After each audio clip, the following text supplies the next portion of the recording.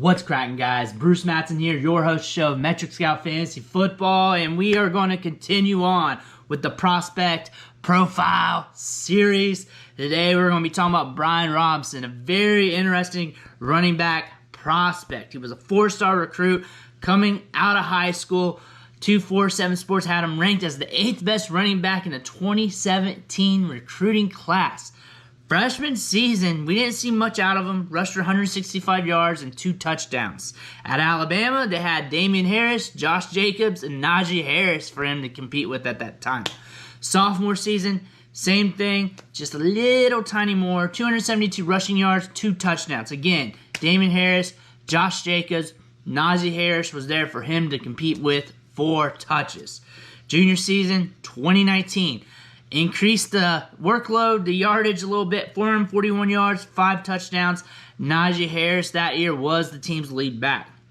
Going on to 2020, his first senior season, rushed for 483 yards, 6 touchdowns. Again, Najee Harris was the prime dude.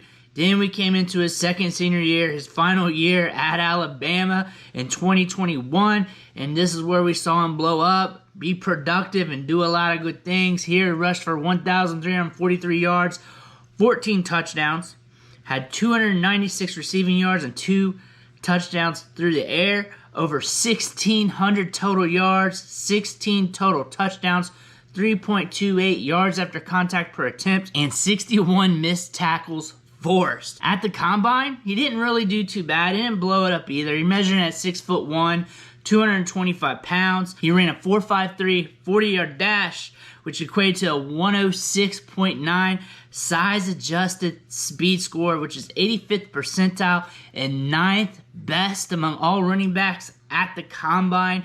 Unfortunately, he had a 30-inch vert and a 9-foot 11-inch broad jump. This isn't a very good mark when it comes to his burst metrics overall. Very low totals there. But when you look at the tape, that kind of shows up. You don't see him run with a lot of burst.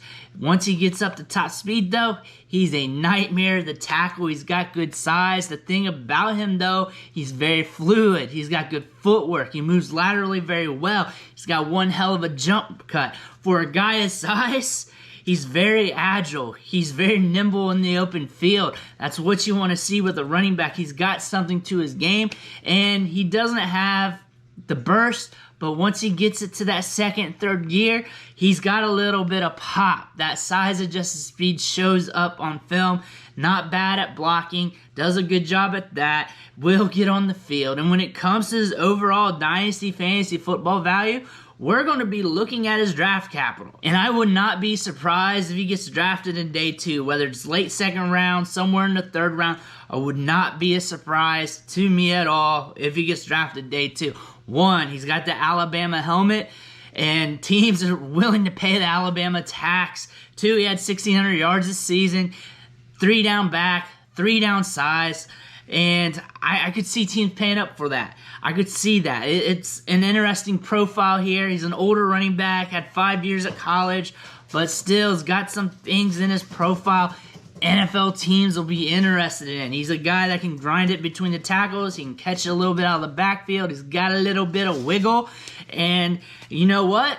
A team may pull the trigger. All it takes is 1, and I would not be surprised at all. I also would not be surprised if he goes in day 3, but if he goes day 2, I would not be surprised. And if he goes in day 2, say late 2nd, middle of the 3rd round somewhere in the top 100, he's going to be vaulted in the 2nd round of rookie drafts on a consensus basis. There are some rookie drafts that I'm in that he does go in the latter part of the 2nd round, but if he does go in day 2 and the depth chart looks kind of clean where he could see some touches during his rookie season, might get a chance later in the year if some guys get hurt or something like that, he's going to be at like a mid-2nd round option, early 2nd round option. His value is going to jump up. I could definitely see that. From a prospect profile perspective, I'm not really in love with this running back class once we get past the top guys.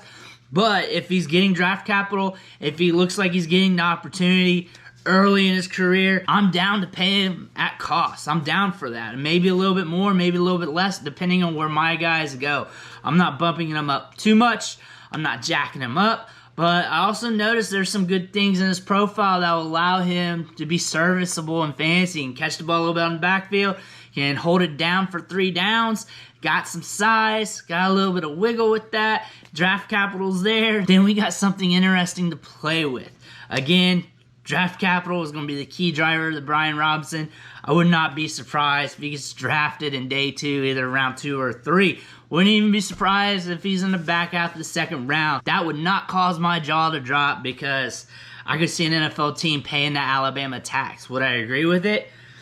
That's another thing. But if it happens, it is what it is. But that's all I got for you on Brian Robinson today. Make sure you hit that subscribe button on the way out. Every subscription matters. It fuels me to keep pumping out this content.